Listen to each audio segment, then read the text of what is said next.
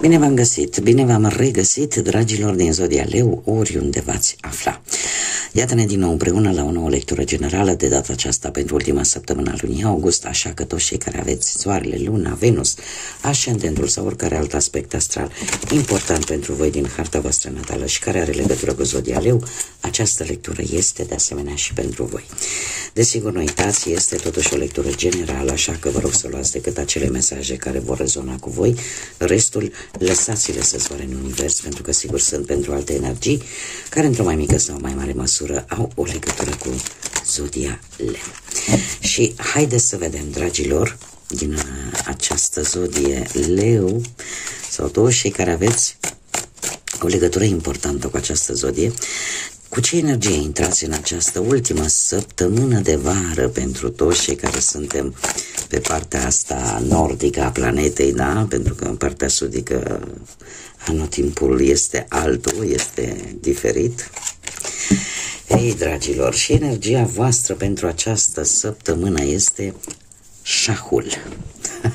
Trebuie să vă spun multe. Avem cifra 3 și zodia Fecioarei, mai ales pentru cei care aveți poate un ascendent, Lună, Venus sau alte planete importante, dar în mod special aceste planete și în mod special ascendentul în Fecioară. Această săptămână va fi o săptămână a strategiilor, a planificării. De ce? Pentru că veți gândi tare mult înainte de a face orice mișcare, orice decizie ați avea de luat. Sunteți într-o cursă acțiunii, ca să zic așa, în care sunteți conștienți că fiecare acțiune a voastră, fiecare decizie sau alegere pe care voi o faceți va avea și consecințe și atunci, tocmai din acest motiv, veți face lucrurile foarte bine gândit, nu vă veți grăbi, iar faptul că avem, cum am mai spus și zodia Fecioarei, asta îmi spune că veți fi mult mai atenți la toate detaliile unei situații, al unei probleme și veți fi focusați pe ceva anume. Nu veți fi împărțiți în 20.000 de locuri, pur și simplu este ceva care va prezenta un interes acut pentru voi și vă veți focusa tare mult pe respectivul lucru, indiferent că vorbim de partea profesională, financiară sau sentimental. Faptul că există și cifra 3, asta îmi spune faptul că vă veți da seama de ceva important. Există o senzație de optimism, de asemenea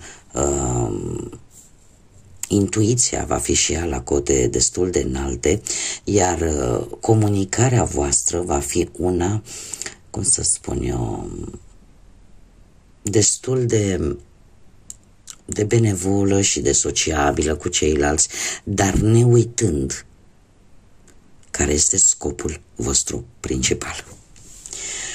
Da?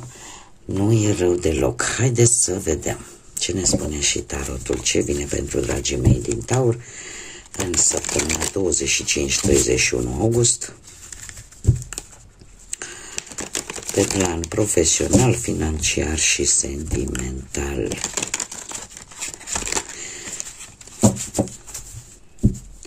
Haideți să vedem.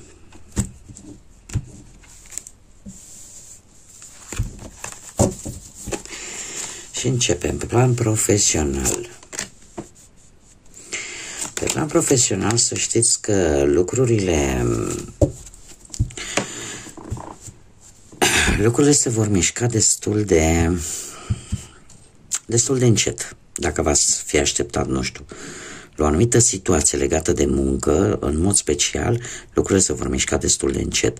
Am într-adevăr aici un 7 de cupe care îmi vorbește poate pe partea asta a muncii de oferte tentante, dar în același timp și oferte care nu știi exact cât de reale sunt și cât de adevărate sunt. Cu acest cavaler de monede, care reprezintă zodiile de pământ, Taur, Fecioară, Capricorn și în special, cum bine am văzut, apare încă o dată zodia Fecioară, mai ales pentru cei care aveți un ascendent în Fecioară sau în oricare altă zodie de pământ, Taur sau Capricorn. De asemenea, avem Marele Preot care vorbește de zodia Taur. Deci cam aici oscilează Taur, Fecioară, dar nu excludem nici Capricornul, cu ascendent în Capricorn. Toate aceste lucruri mie îmi spun că, în afară de faptul că lucrurile se vor mișca un pic mai greoi, totuși nu e chiar momentul oportun ca tu să lași un job, da? Sau să încerci să-l schimbi. De ce? Pentru că această ofertă nu este, dacă nu are această, ea sună glamuros, sună frumos, sună extraordinar, dar nu prezintă o anumită bază.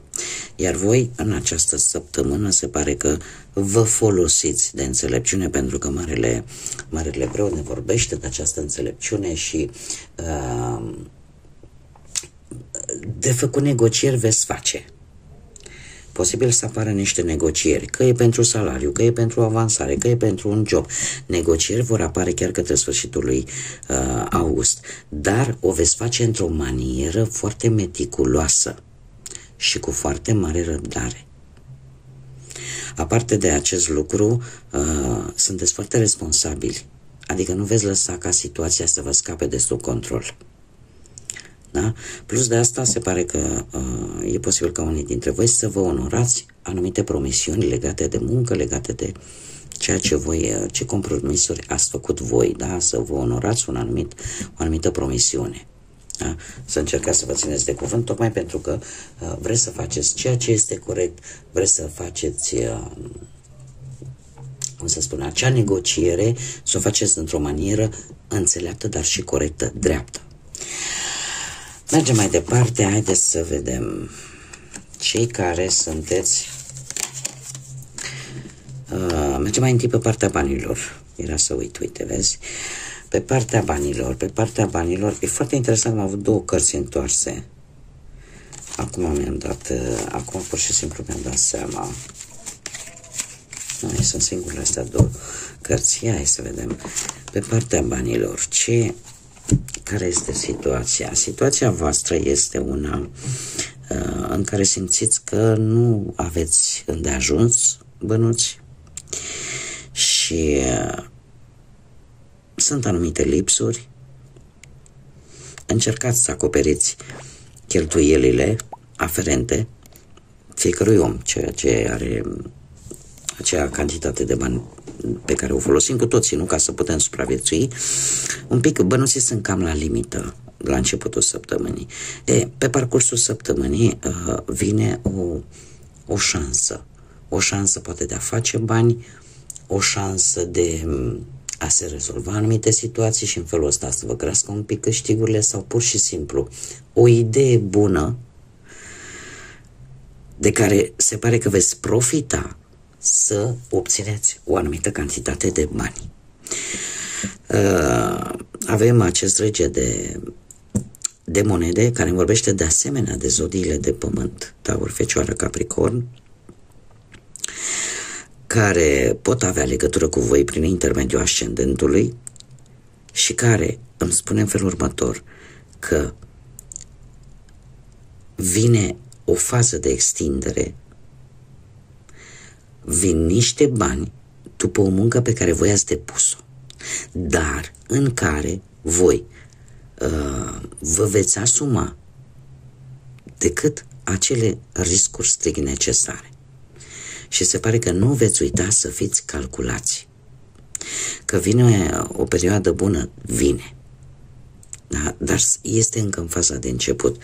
Eu tind să cred mai mult că este vorba despre efectiv o idee gândită în prealabil, gândită foarte temeinic, care vouă să vă aducă bani pe termen lung.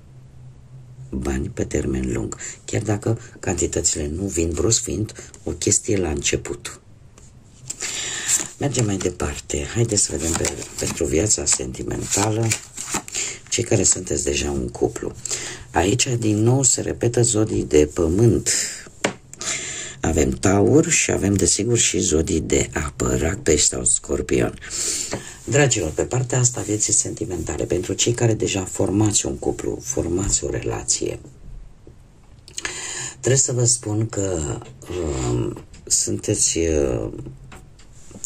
atrageți. A trebuit să întrerup un pic. Suntem din nou împreună. Deci, dragilor, pe partea asta, cum vorbeam, a vieții sentimentale pentru cupluri, pentru cei care formați un cuplu. Împărăteasa vine cu acea tendință de a atrage, de, cum să spun eu, o dragoste familiară, o dragoste pătrunzătoare, o dragoste care are câte un pic din toate, are toate ingredientele ca ea să funcționeze la capacitate maximă. Magicianul, nu mai spun, magicianul este acel magician care te ajută să treci peste situații care ar putea periclita într-un fel sau altul relația voastră. Este cel care reușește să treacă peste situații negative în relație și sunt lucruri de care voi vă dați seama că depind de voi. Este o situație, e adevărat, în nucleul relației unde voi sunteți factorul principal, unde mutarea voastră de șah trebuie să fie aia care aduce putere relației. Și dacă reușiți să mă înțelegeți, deci voi sunteți acel liant care poate rezolva acele situații negative, inerente, care pot apărea în relația voastră. Acest cavaler de cupe vine cu în acest sfârșit de august, implicit la sfârșitul acestei săptămâni, vine totuși cu o conexiune solidă care merge către viitor. Dar voi sunteți liantul acestei relații. Și eu tind să mai cred că vă simțiți voi foarte atractivi în această, sau atrageți poate mai mult decât o faceți în mod normal. Vă simțiți voi așa mai în strălucitori. Haideți să mergem mai departe și să vedem pentru cei care sunteți deja singuri, din păcate, poate de prea multă vreme, voi, dragilor, sunteți un pic, încă de la începutul săptămânii, sunteți voi un pic așa, ori în dubii, ori vă simțiți un pic blocați, ori poate că există o anumită decizie legată de viața voastră sentimentală, de începerea unei noi relații, din câte văd eu aici, care vă cam blochează și pe care tot o amânați așa. Nu o să o mai amânați foarte mult. De ce? Pentru că acest as de cupe îmi spune că există un nou început în viața voastră sau un nou reînceput în viața voastră. Există ori o renaștere de sentimente, ori o naștere de sentimente. De ce spun acest lucru? Pentru că lucruri foarte intense la nivel sentimental vor avea loc în această săptămână, care vor duce până către sfârșitul lui august la luarea unei decizii. Nu știu dacă zodia Gemeni vă spune ceva, poate că unii dintre voi ori aveți vreo planetă importantă în această zodie, un ascendent, un Venus, o lună, poate în zodia Gemeni, sau pur și simplu există o energie de aer relaționată cu acest lucru. Îndrăgostiți-mi vorbește de decizii importante pe care voi va trebui să le luați și sunteți tentați, dragilor, să le luați în funcție de ce vă spune sufletul, în funcție de ce simțiți voi și chiar veți fi tentați să faceți și un compromis destul de important, pentru că vreți o schimbare în viața voastră. Sunt mari șanse să apară poate nu neapărat o persoană nouă cu care nu ați mai avut de-a face, poate să apară chiar și cineva din trecutul vostru, vreo fostă, iar această decizie este să fie strict legată de această reînnoire de sentimente, de această renaștere a relației. Acum, haideți să vedem un mesaj important pentru voi, dragilor, din această zodie a leului sau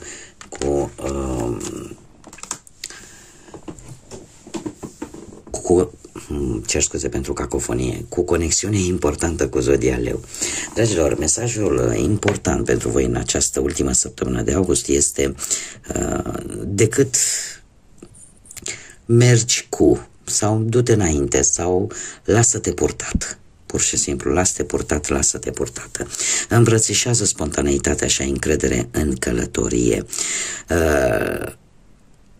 Chiar dacă rămâne deschis neașteptatul, da, porțile neașteptatului, Și chiar dacă această călătorie de multe ori te întoarce și te răsucește pe parcursul drumului, tu îmbrățișează spontaneitatea și bucură-te de lucrurile care vin pe neașteptate în viața ta.